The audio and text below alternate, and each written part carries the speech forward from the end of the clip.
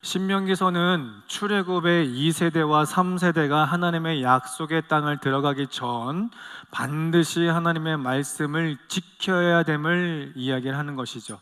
그 가운데 있어서 13장의 말씀은 그 땅 가운데에 있어서 하지 말아야 될 것, 그리고 그 이어서 반드시 지켜야 되는 것에 대해서 말씀을 하고 있습니다.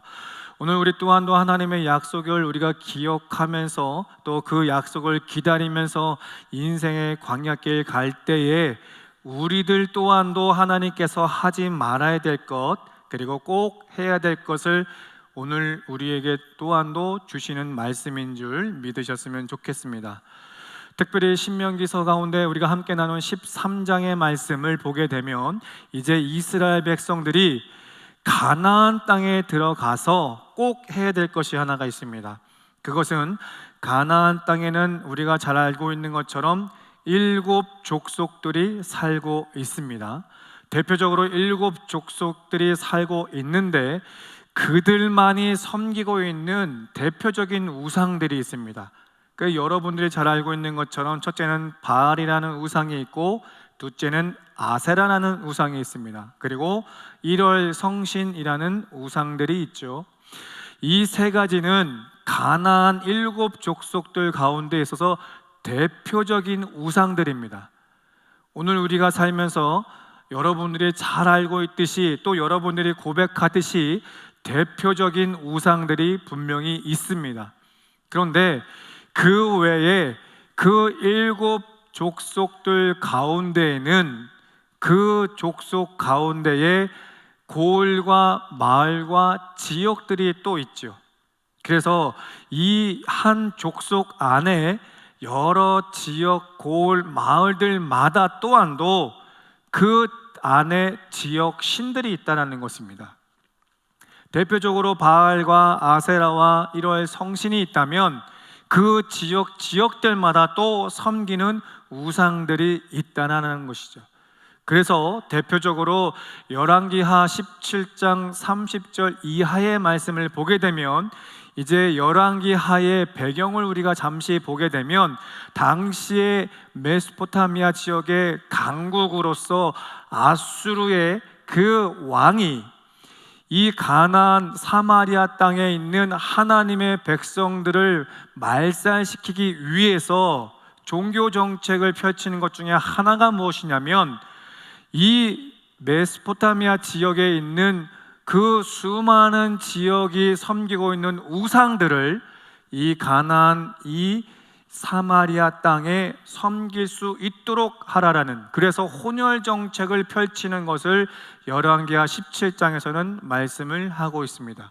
그래서 열왕기하 17장 30절 이하에서 소개되는 대표적인 바알과 아세라와 1월 성신 외에 그 땅에 살고 있는 민족들의 신과 지역 신들이 소개가 되고 있습니다. 그 가운데 대표적으로 몇 가지만 살펴보면, 바벨론에는 숫꽃 브노트이라는 그런 신을 섬기고 있습니다.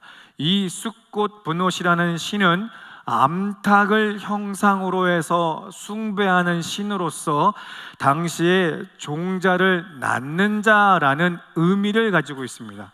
그래서 이 암탉 형상으로 한 우상은 남녀노소 할 것 없이 자손의 번성과 또 물질의 번성을 이야기를 하고 있습니다. 또 하나 소개되는 것은 굿이라는 그 지역의 네르갈이라는 신을 숭배하는데, 이 네르갈은 그 바벨론과 달리 수탉을 형상으로 해서 우상을 숭배합니다. 그래서 이 네르갈의 뜻은 전쟁과 질병과 죽음의 신이다라는 것을 의미를 하고 있죠. 그리고 또 하나는 하맛이라는 지역이 있습니다. 이 하맛이라는 지역의 신은 아시마라는 신으로서 폭풍신을 의미를 하고, 또 소개되는 것은 아와라는 나라의 그 신은 닙하스와 다르닥이라는 어둠신을 의미합니다. 그리고 마지막으로 소개하고 있는 것은 스발와임이라는 나라의 아드람멜렉과 아남멜렉이라는 신명이 있는데 그들은 하늘 신으로서의 의미를 두고 있어요. 앞서서 이야기한 것처럼 대표적으로 바알과 아세라 일월 성신 외에도 그 나라에는 지역과 민족들마다 섬기는 소개되고 있는 잡다한 신들이 상당하다라는 겁니다. 그런데 이 소개되고 있는 열왕기하 17장에 소개되고 있는 그 모든 잡다한 신들이, 우상들이 일시적으로 그때 등장하는 것은 결코 아니라는 거예요. 그러면 그 시대에 소개되고 있는 그 우상들의 시작점을 본다면 그것은 오늘 소개되고 있는 가나안 정복 시대, 그 시대로부터 시작되어졌다라는 것입니다. 그래서 오늘 13장에서 말씀하고 있는 이 말씀의 핵심은 하나님의 사람들이 가나안 땅에 들어가서 7 족속 가운데 섬기고 있는 신뿐 아니라 그 족속의 지역들마다의 신들, 그리고 애굽에서 소개되고 있고 또 아라비아 반도에서 소개되고 있고 또 메소포타미아 지역에서 소개되고 있는 그 수많은 잡다한 지역신들 또한도 결코 너희는 숭배하면 섬기면 안 된다라는 것을 강조하고 있는 것이 13장의 말씀입니다. 자, 그런데 이렇게 우상들을 소개함과 동시에 너희가 그 땅에 요단강 건너 들어갈 때에 너희들 안에서 끊임없이 우상을 섬길 것, 우상을 숭배할 것을 사람들에 의해서 너희가 끊임없이 유혹받을 것이다 라는 것을 이야기를 하죠. 그래서 어느 누구나 할 것 없이 너희에게 하나님 외에 다른 신을 섬기라 끊임없이 유혹하고 미혹하게 한다면 결단코 그들을 끊어버려야 된다는 것을 말씀을 하고 있죠. 그래서 오늘 함께 나눈 13장 1절로 18절까지의 말씀을 보게 되면 이스라엘 백성들에게 다른 신을 섬기자라고 끊임없이 유혹하는 세 부류의 사람들이 소개가 됩니다. 첫 번째는 1절로 5절, 그리고 두 번째는 6절로 11절, 그리고 마지막 세 번째는 12절로 16절로 세 부류의 사람들이 소개가 되는데 그 중에 첫 번째는 1절과 2절에 이렇게 말씀합니다. 너희 중에 선지자나 꿈꾸는 자가 일어나서 이적과 기사를 내게 보이고 라고 이야기를 하죠. 첫 번째 누가 등장합니까? 선지자나 꿈꾸는 자가 등장합니다. 이렇게 1절의 말씀만 보고 문자적으로 본다면 우리 또한도 헷갈릴 수밖에 없겠죠. 선지자 그리고 꿈꾸는 자다라고 이야기를 하면 하나님의 종으로서 하나님의 말씀을 전하는 사람처럼 우리는 이해가 되집니다. 그런데 이 선지자나 꿈꾸는 자 그 이후에 뭐라고 말씀합니까? 일어나서라고 이야기를 하죠. 그래서 선지자가 일어나서 혹은 꿈꾸는 자가 일어나서라고 할 때 선지자가 일어나서라고 하는 이 히브리어의 단어를 보게 되면 나비 야쿰이라는 단어를 씁니다. 이것은 무슨 의미냐면 나비라는 것은 하나님의 선지자로서 하나님의 선택하고 하나님의 부르심 받은 사람을 이야기를 합니다. 그런데 그 이어서 일어나서라는 단어의 야쿰이라는 히브리어 단어는 스스로 일어나 하나님의 청중들 앞에 말씀을 전한다라는 것이에요. 즉 선지자는 하나님께로부터 부름을 받은 사람입니다. 그렇다고 한다면 이 사람은 누구의 말씀을 전해야 돼요? 하나님의 말씀만 전하면 되는 것입니다. 그래서 선지자는 구약의 선지자들은 어느 때든지 이스라엘 백성들 하나님의 선민들에게 하나님의 말씀을 듣고 고스란히 하나님의 말씀을 전하는 역할을 선지자들을 하게 되죠. 그런데 오늘 1절에 소개되고 있는 이 말씀을 보게 되면 선지자가 일어나서라고 하는 건 선지자가 하나님에 의해서 말씀을 전하는 것이 아니라 본인 스스로가 일어나서 마치 본인이 이야기하는 것이 하나님의 말씀인 양 청중들한테 전하고 있다는 것을 1절은 말씀하고 있다는 거예요. 두 번째 소개되고 있는 인물들은 6절에 이렇게 말씀합니다. 내 어머니의 아들, 곧 내 형제나 내 자녀나 내 품의 아내나 너와 생명을 함께하는 친구가 라고 이야기를 하죠.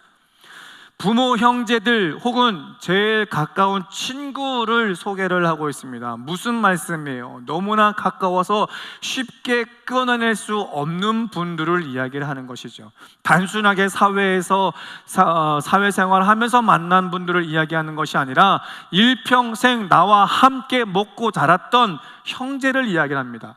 그리고 여러분들이 이 땅에 살면서 여러 많은 분들을 만나지만 이 친구만큼은 평생도록 내가 잊지 못하는 친구야 라고 하시는 분들이 한둘쯤은 있으실 겁니다. 이와 같이 끊어낼 수 없는 관계의 가족과 친구를 이야기를 하고 있다는 것이죠. 그리고 마지막으로 소개되고 있는 건 13절에 불량배라는 단어가 소개가 됩니다. 불량배는 문자적으로 우리가 이해하듯이 불량스러운 사람들을 의미하는 것이 아니라 그 모든 공동체 안에서 선동하다라는, 다른 사람들보다는 조금 더 목소리 높일 수 있는 리더십을 갖춘 사람들을 이야기를 하는 것이죠. 이처럼 가나안 땅에 들어가서 이 바알과 아세라와 이럴 성신과 같은 우상은 어느 누구나 할 것 없이 하나님 앞에 우상이니 섬기면 안 된다는 걸 잘 알고 있어요.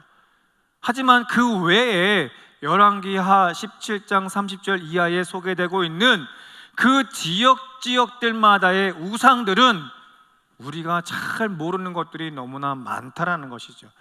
그래서 그 땅에 들어갔을 때에 형제나 혹은 선지자나 혹은 리더십을 갖춘 선동하는 자의 그 이야기를 들었다 할지라도 결코 그것은 하나님 앞에 우상이니 들으면 안 된다는 것을 이야기하고 싶으신 거예요. 그러면 이 선지자나 부모, 형제, 친구 혹은 이 불량배들이 그 땅 가운데 있어서 어떠한 방법들로 이스라엘 백성들을 꼬시냐라는 거죠. 어떠한 방법으로 그들을 미혹하게 하느냐라는 것이에요.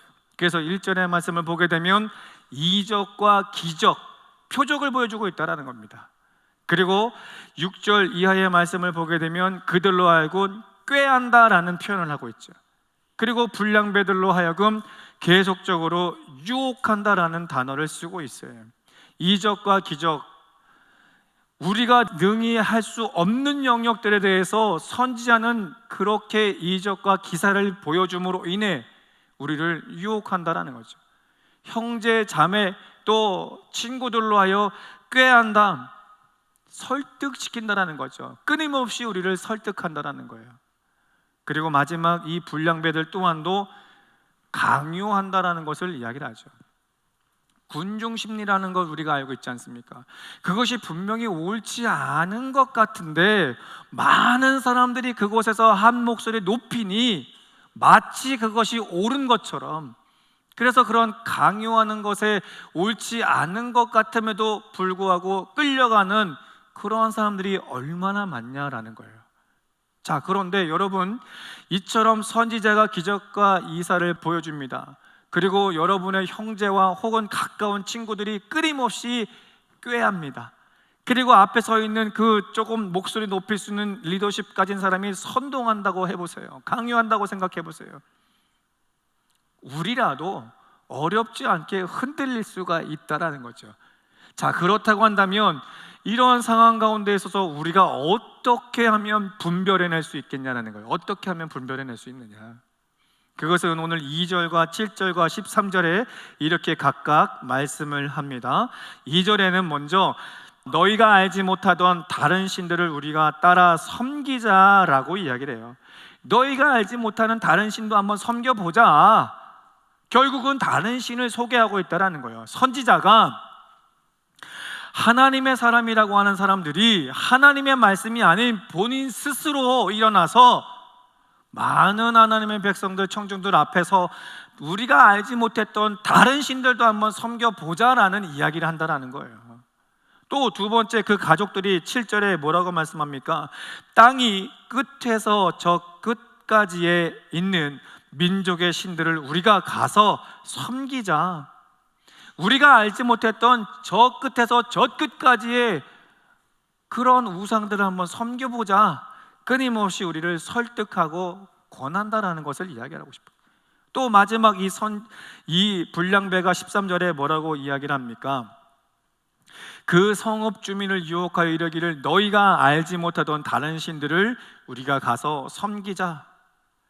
결국 이 선지자든 부모 형제 친구든 이 리더십을 갖춘 불량배든 결국 마지막에는 다른 신 우상들을 섬겨보자라고 권하고 있다라는 거예요.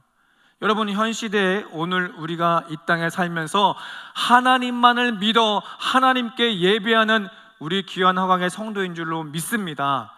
그런데 세상은 어때요? 우리가 믿고 신앙을 고백하는 하나님 외에 다른 신을 자꾸만 섬기라고 유혹하는 손길들이 참 많습니다. 대표적으로 신천지라는 그런 단체를 보십시오. 젊은 세대들에게 다가가서 이제는 나이가 좀 있는 분들한테도 다가간다라고 이야기를 해요.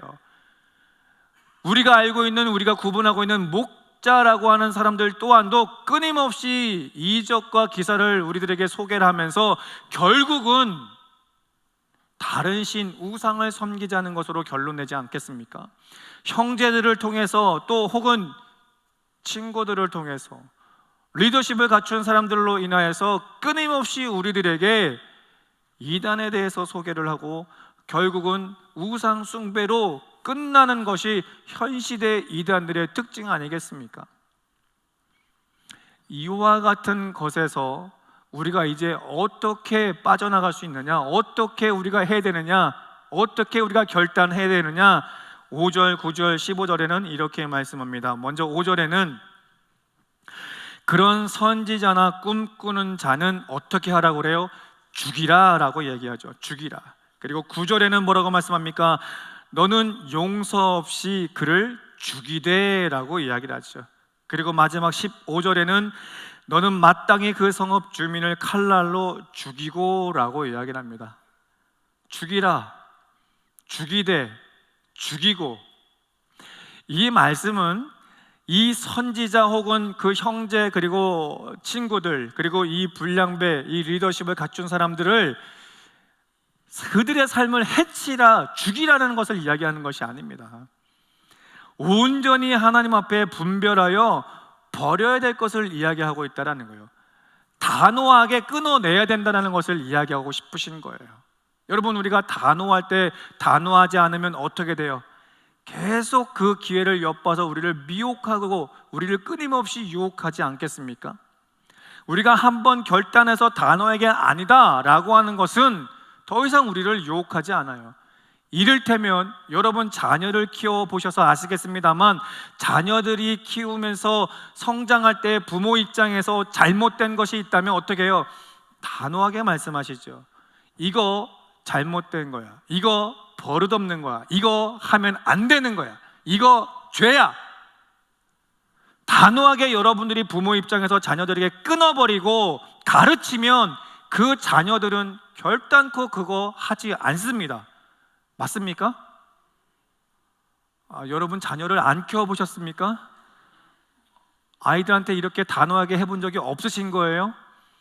예, 우리가 자녀를 키우다 보면 이 아이가 잘못된 길 가면 이거 아니야, 잘못된 길이니까 가면 안 돼, 이거 잘못된 행동이고 잘못된 표현이니까 하면 안 돼. 그러면 그 자녀들은요 결단코 그 언행 주의하고 안 합니다. 마찬가지로 선지자들이 혹은 현실의 목회자들이 많은 기적과 기사를 보여준다 할지라도 그 끝에 우상을 소개하고 있다면 여러분 반드시 끊어내셔야 돼요. 반드시 끊어내셔야 돼요. 유튜브 상에 소개되고 있는 많은 귀신들 쫓아내고 병자를 고치고 예수의 이름으로라면 능히 하실 수 있습니다. 그러나 그들의 끝은 어때요? 결국 자신을 섬기라는 거 아니겠어요? 자신이 우상이 되어서 자신을 섬기라, 나를 따르라 이야기하는 것 아니겠어요? 마지막 성령이 부르심이 나다, 마지막 제자가 나다, 그걸로 끝나잖아요. 그러니 그것은 우상인 거예요. 그러면 반드시 끊어내야 될 줄로 믿습니다. 여러분의 형제들 혹은 그런 친구들 가운데 있어서 이런 곳에 좋은 또 복음의 소식을 전하는 곳이 있다, 한번 가보자. 여러분, 그 자체가 이상한 것인 줄 알으셨으면 좋겠어요. 그러니 여러분이 섬기는 교회 외에 다른 곳에서 성경 공부하자, 절대로 끊어내셔야 돼요. 그렇게 한 발 딛게 되면 여러분의 신앙을 무너지기 시작합니다. 결코 결단하여 무너뜨리실 수 있기를 소망합니다. 마지막으로, 리더십이 있어 목소리 높이는 어떤 누구라 할지라도 군중 심리에 의해서 끌려가다면 안 돼요. 이것이 아닌 것 같은데 많은 사람들이 가니까 가볼까? 안 돼요. 반드시 이 부분에 대해서 죽이되 죽이고 우리는 하나님 앞에서 결단해야 될 줄로 믿습니다. 이와 같이 우리가 결단하면 우리가 함께 나누었던 17절의 하나님의 은혜가 우리 가운데에 주시겠노라고 약속하는 거예요. 하나님은 그저 무조건 하고 하나님을 숭배해야 된다라는 것으로 끝나지는 않아요. 우리가 이 땅에 살면서 하나님을 예배하고 하나님을 바라보기 마땅합니다. 그런데 하나님을 예배하며 하나님을 바라보는 하나님의 백성인 여러분들을 이 땅에 사는 동안에 그저 두지 않아요. 하나님께서는 17절에 이렇게 말씀합니다. 너는 이 진멸한 물건을 조금도 내 손에 대지 말라. 그리하면 그 어떤 유혹에도 너희들이 결단코 하나님 앞에서 끊어내 버리면 이라는 말씀이겠죠. 그렇게 하면 여호와께서 그의 진노를 그치시고 또 너를 긍휼히 여기시며 자비를 더하사 조상에게 맹세하신 같이 너를 번성하게 하실 것이다 라고 말씀하세요. 번성은 생육 번성에 대해서 이야기를 합니다. 그렇다고 한다면 자손이 이 땅 가운데 있어서 하나님의 사람으로서 번성케 하기 위하신다면 단순하게 자손의 번성을 약속하는 것이 아니죠. 자손이 번성하기 위해서 따르는 그 모든 의식주의 필요를 하나님이 채우시겠다는 거예요. 단순하게 생명의 연장, 생명의 번성만을 약속하는 것이 아니에요. 여러분, 아이를 놓으면 아이가 알아서 큽니까? 그렇지 않잖아요. 아이를 놓으면 밥도 먹여야 돼요. 옷도 입혀야 돼요. 잘 재워야 돼요. 가르쳐야 돼요. 그 모든 것이 부모의 역할이잖아요. 이렇듯 하나님 앞에 우리가 온전히 신앙을 고백하면 우리에게 번성의 축복을 주시는데, 그 번성의 축복은 단순하게 자손 번성의 축복이 아니라 그와 같이 함께 필요한 모든 요소를 하나님이 채우시겠다라는 거죠. 그래서 이와 같은 삶을 살아가기 위해, 이 땅에 우리가 반드시 분별하는 삶을 살기 위해 마지막 18절은 이렇게 말씀하세요. 내가 만일 내 하나님 여호와의 말씀을 듣고 지켜 행하면, 그래서 여호와 앞에 정직히 행하면 이와 같은 축복을 주시겠다라고 약속하고 있습니다. 말씀을 정리합니다. 이스라엘 백성들은 가나안 땅에 들어가기 전에 반드시 기억하고 해야 될 것이 하나가 있었습니다. 그 땅에 바알과 아세라, 1월 성신, 우리가 알고 있는 대표적인 우상만 숭배하면 안 된다는 것이 아니라 그 지역, 그 모든 고을에 있는 그 잡신들마저도 숭배하면 안 된다라는 것을 말씀하세요. 그런데 그 지역신 잡신들을 선지자나 혹은 형제 자매나 혹은 친구들이나 혹은 목소리 높여 리더십 갖춘 불량배들이 끊임없이 너희를 미혹한다 할지라도 이것은 우상이고 잡신이니 섬겨서는 안 된다. 너희들이 이와 같이 고백한다면, 그래서 버려낸다면 그 하나님은 번성의 축복, 긍휼의 축복을 우리에게 주시겠다라는 것을 말씀하는 거예요. 그 긍휼과 번성은 단순하게 자손의 번성을 이야기하는 것만 아니라 이 땅에 살면서 꼭 필요한 것들 또한도 채우시겠다라는 것에 대한 약속인 줄 믿습니다. 이제 말씀을 우리 삶에 어떻게 적용해 볼 수 있겠습니까? 다음 주부터 이제 휴가가 시작되죠. 휴가가 되면 여러분 국내외로 또 휴양지를 찾아 또 산으로 바다로 들러 가실 겁니다. 그런데 여러분 잘 기억하세요. 그 지역들마다 또한도 지역 신들이 있어요. 그 지역마다 섬기고 있는 우상들이 분명히 있어요. 또한 우리가 해외로 휴양지로 한다고 한다면 동남아 지역이나 어디나 그 휴양지 공항에 도착하면 첫 번째 보여주는 게 뭐예요? 그 나라, 그 민족, 그 지역에 섬기고 있는 우상들이 소개가 되고 있잖아요. 그죠? 동남아 다녀오신 분들은 아시겠습니다만 공항에 도착하면 그 나라가 섬기고 있는 우상들이 꼭 그 앞에 있어요. 대표적인 신들이에요. 그것을 또 여행 갔다 와서 또 좋다고 또 선물들로 갖고 와요. 여러분, 무조건 하고 나쁘다라는 것을 이야기하는 게 아닙니다. 기념품이 무조건 하고 나쁘다라고 하는 건 아니에요. 그 지역들마다 그 모든 것들이 무조건 하고 나쁘다라는 건 아닙니다. 다만 그 모든 것들이 그냥 문화적으로 역사 속에 있었다 정도까지는 이해할 수 있겠어요. 이해되십니까? 우리나라 지역 또한도 우상들이 있어요. 그것들이 지난 과거의 역사 속에서 있었던 하나의 문화였다 정도만 이해하시면 돼요. 그런데 굳이 그거를 가지고 와서 그것이 수호신앙인 것처럼 내 안에 가지고 오게 되면 그것이 하나하나 여러분의 신앙을 깎아내는 것인 줄 믿으셨으면 좋겠어요. 그런 잡다한 것들 하나하나 가지고 와서 집에 가득 채우신 분들 많아요. 신방을 다니다 보면 이것은 좀 버렸으면 하는 것들이 참 많아요. 그래서 이 지역 저 지역 저 나라 저 민족에서부터 그냥 기념품으로 가져온 것 뿐이에요 라고는 이야기를 하지만 마치 그것이 그 가정의 수호신인 것처럼 여기는 분들도 많다라는 거예요. 여러분, 그건 반드시 우상이에요. 굳이 가져오실 필요가 없어요. 아멘을 안 하시는 이유는 뭐예요? 집에 이게 한두 가지 있거든. 버리기에는 아깝고 저 사람 말을 들어보니까 맞는 것도 같고, 여러분 할 수만 있다면 그것이 마치 우리 집에 있어 우리를 지켜주는 것처럼 수호신처럼 단 0.1%라도 여러분이 생각하셨다면 버리세요. 아멘? 그렇게 생각하셨다면 버리세요. 결단코 그건 죄입니다. 자, 보세요. 열왕기하 17장 33절에 이렇게 말씀하세요.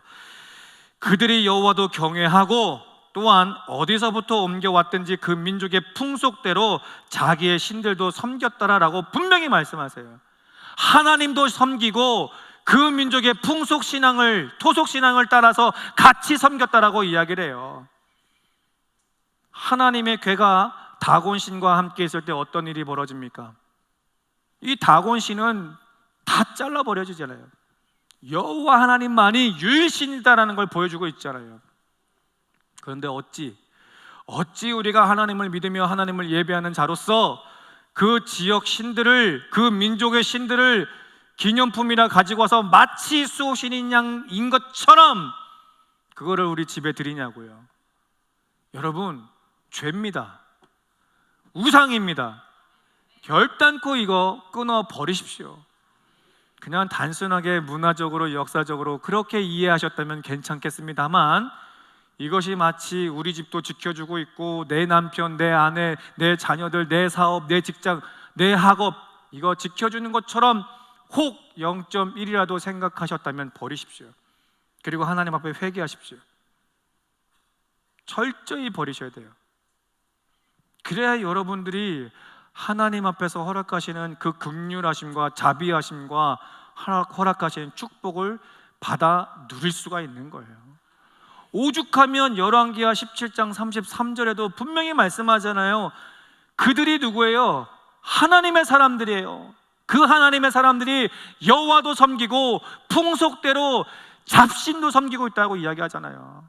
하나님이 원하지 않는 것을 살고 있다는 걸 고발하고 있는 거잖아요. 여러분, 이 휴가철에 그 모든 곳곳에서 내가 하나님의 사람으로서 그곳에서 자랑할 수 있는 여러분 되시기를 바라요. 사오고 싶으면 특산물 사오세요. 특산물 먹어서 없앨 수 있는 것만 사오세요. 절대적으로 기념품이라고 이상한 거 갖고 오지 마세요. 여러분, 그거 정녕 그것은 우상인 줄 믿습니다. 그걸로 인해서 하나님 앞에 진노함 받지 마세요. 이 시대의 성도들만 진노함 받은 것 결코 아니에요. 이 시대에 역사하셨던 하나님이 오늘도 여러분과 함께 하심을 믿는다면 그래서 하나님 앞에 경배하며 예배한다면 그 잡다한 잡신들 버리세요. 돈 아깝게 왜 우상을 돈 주고 사와요? 그죠? 말씀을 정리합니다. 하나님께서 원하시는 것은 유일신 하나님을 경배하고 이 땅에 구원하시는 예수 그리스도만 바라볼 수 있기를 하나님은 원하시는 줄 믿습니다. 그래서 그 예수를 바라보면서 또 그 하나님을 바라보면서 그 성령의 역사하심을 바라보면서 오늘도 우리가 예배하며 그 하나님 앞에 기도하는 것 아니겠습니까? 어떤 환경 앞에서도 그 어떤 것으로도 누구의 유혹에서도 우리가 넘어지지 말고 죽이고 죽여 반드시 하나님께서 기뻐하시는 귀한 복된 삶 살아가는 우리 화강의 성도 될 수 있기를 예수 그리스도의 이름으로 축복합니다.